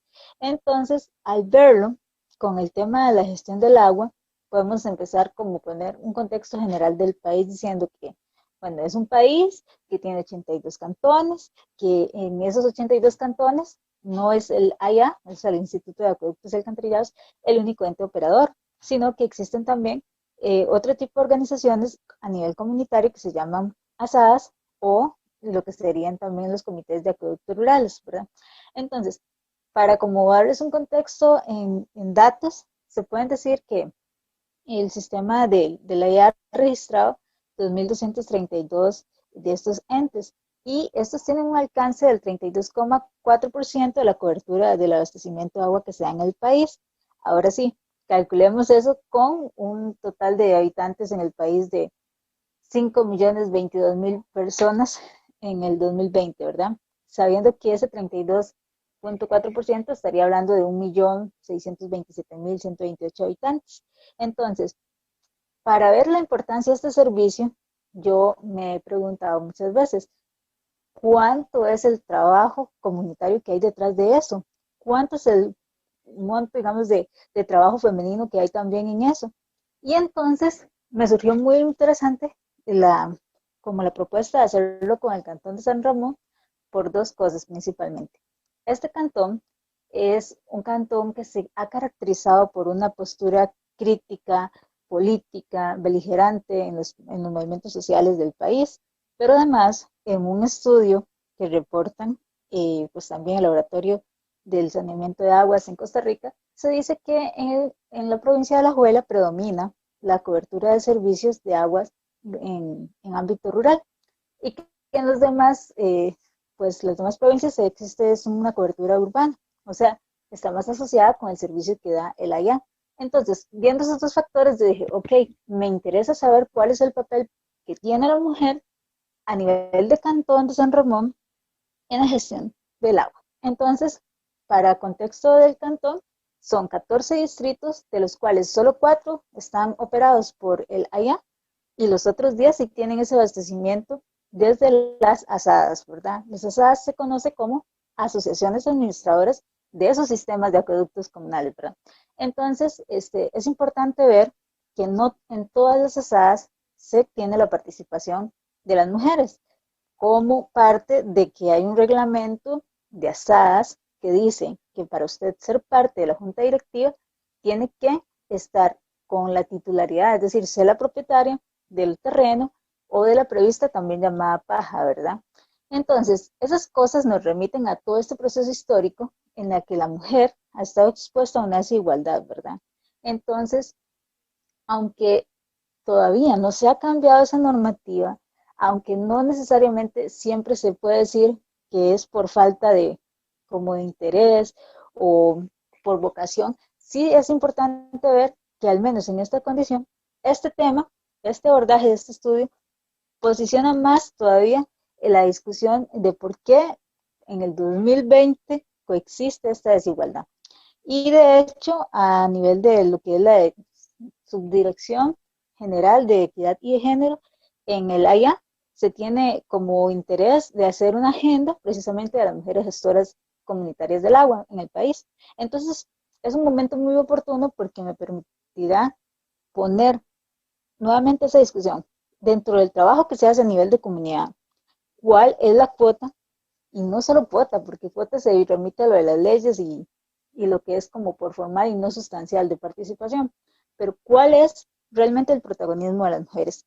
Y entonces yo parto de una investigación, de un diseño que es desde la epistemología feminista, que es un enfoque cualitativo y que además recurre a técnicas como la entrevista a profundidad, ¿verdad? Entonces, a mí me va a encantar conocer realmente cuáles son esas características que tiene la forma en que se expresa el trabajo que se hace en las asadas por parte de mujeres, cuáles son sus experiencias como gestoras, qué implicaciones trae eso a su vida, ¿verdad? O sea, el hecho de estar gestionando un servicio a nivel comunitario que le corresponde al Estado, pero que dadas las circunstancias, la asumen las mujeres, ¿verdad? Y también los hombres, pero en este caso es el impacto que genera en la vida de la mujer lo que yo quiero posicionar, ¿verdad? Entonces, básicamente, mi propuesta de diseño, como les decía, se enfoca en analizar la participación política de la mujer, principalmente porque es un tema que hace resonancia con todo un sistema patriarcal en el que, si lo vemos desde el feminismo radical, hay muchas cosas que erradicar. Entonces, a mí me apasiona este tema, de hecho, y les agradezco el espacio para poder compartir el proceso que voy llevando en el transcurso de este modo de tesis. Eso sería. Muchas gracias. Muchísimas gracias, Alejandra. Bueno, como comentamos al inicio, apenas estas son unas pinceladas de los proyectos, ¿verdad?, que tendrán su presentación más amplia el 25 de marzo del 2021 con una publicación de estos trabajos y donde ya pues estarán en otros procesos de avance, ¿verdad? Entonces es muy importante ver también la diversidad que vemos acá de universidades, de carreras y demás. Y como síntesis o un poco de cierre, le cedo la palabra al doctor Sergio Villena Fiengo, quien es director del Instituto de Investigaciones Sociales, para que nos comente un poco, pues, bueno, la importancia también del encuentro para el instituto y una impresión de los trabajos acá presentados. Entonces, Sergio, te cedo la palabra. Sí, gracias, Gustavo, y buenas noches a todos y todas los participantes en el encuentro Nuevas Voces. Como ustedes saben, esta es una actividad que ya el Instituto ha implementado desde hace varios años y que se ha convertido en un espacio para nosotros como instituto fundamental, porque nos permite, junto con el programa de becas, vincularnos orgánicamente, institucionalmente, con precisamente esas voces jóvenes de académicos, académicas, que se están terminando de formar y están empezando su ejercicio profesional como investigadores o investigadoras en el campo de las ciencias sociales. Eso para el interno del instituto y para la comunidad académica es algo muy rico, porque es un espacio para el diálogo intergeneracional y más que todo para la escucha de los que ya estamos, digamos, insertos en la academia. A nosotros nos da mucho gusto escuchar las inquietudes, conocer cuáles son los temas, cuáles son las preguntas, los abordajes teórico-metodológicos que se hacen las personas jóvenes académicas en la actualidad, ¿no es cierto? Porque a veces uno se va rutinizando, se va insertando en una trayectoria y esa, digamos, apertura, esa escucha a las nuevas voces se convierte en algo muy importante para iluminar, digamos, el presente. O sea, ahí es cuando uno se da cuenta la importancia de escuchar a los jóvenes, ¿no es cierto? Y escucharlos, conocerlos, dialogar con ellos. Entonces, digamos, en el campo académico, ese diálogo intergeneracional es fundamental. Y al mismo tiempo es importante porque también es una actividad, digamos, donde los jóvenes investigadores, hombres y mujeres, se proyectan no solo hacia el ámbito académico, sino hacia la comunidad, hacia la sociedad. En estos tiempos donde incluso se pone en duda la utilidad de las ciencias sociales, se considera que las ciencias sociales son obsoletas o por lo menos inútiles, ¿no? Hay todo, lo hemos escuchado en los últimos meses a propósito del presupuesto universitario. Yo creo que este tipo de actividades nos muestran la importancia de las ciencias sociales para comprender nuestro presente y la importancia de las nuevas generaciones para esa comprensión. Entonces, pues yo les felicito, agradezco, no pude escuchar todas las presentaciones por la cantidad de reuniones que ahora se dan con el Zoom, pero escuché bastantes, y las que tuve la oportunidad de oír me parecieron realmente interesantes, así que les agradezco muchísimo ese aporte, los invito a seguir trabajando, acercándose al instituto, participando en los concursos de becas, participando en Nuevas Voces, y también pues agradezco a Gustavo y en general al instituto por todo el trabajo y la dedicación a esta actividad. Así que muchas gracias y buenas noches. Muchas gracias, Sergio. Tal vez es importante comentarles que la mayoría de estos trabajos se está planteando desde la modalidad de ensayo fotográfico. Si bien en un inicio la totalidad era la intención que fuera de esta manera, muchas personas por el tema de la pandemia no pudieron seguir con la toma de fotografías, ¿no? En sus propios temáticas de estudio que estaban abordando, pero bueno, en la medida de lo posible, los muchachos y muchachas han podido en sus propuestas abordar desde esta modalidad sus trabajos, los cuales se van a condensar, ¿verdad?, en unos documentos finales que desde el instituto vamos a trabajar para su publicación. Y bueno, nos llegó, bueno, acá estaba transmitiéndose por varios lugares, ¿verdad?, pero nos llegó una pregunta. Vamos a ver, yo tengo aquí una pregunta que al menos fue la que logramos identificar, que es para Joe Jackson, que nos dice que si hubo fotos que retrataban a personas migrantes también dentro de estas marchas que vos estudias. No sé si tienes respuesta para esa pregunta, Joe Jackson. Sí, Gustavo, bueno, no se encontraron muchas, no sé si me pueden escuchar bien, sí. Te escuchamos perfecto, sí. Bueno, no pude encontrar muchas, pero sí existen. En esta marcha que fue la que yo tomé fotografías, que es la única en la que el autor soy yo, digamos, de las fotos, y tal vez por eso estaba buscando como loco todo para fotografiar, sí logré encontrar muchas manifestaciones dentro de la marcha que eran de personas migrantes, sobre todo de personas nicaragüenses. Esas fotografías no las logré incluir en esta presentación, pero solamente la que sale la bandera de Honduras, pero sí hubo varias manifestaciones de personas migrantes muy interesantes porque justamente la identidad en este caso iba un poco más allá de la orientación sexual o de la identidad de género, sino que también ponía, digamos, sobre la mesa la identidad centroamericana. Entonces, yo creo que eso es como un valor adicional de mi investigación, lo cual no estaba previsto para nada desde el inicio cuando yo la monté. Y que yo creo que es parte de lo bonito, ¿no? Cuando uno hace trabajo de campo, que salen este tipo de cosas. Entonces, eso fue lo que pude descubrir y no sé si habré podido contestar la pregunta, pero sí, básicamente, gracias.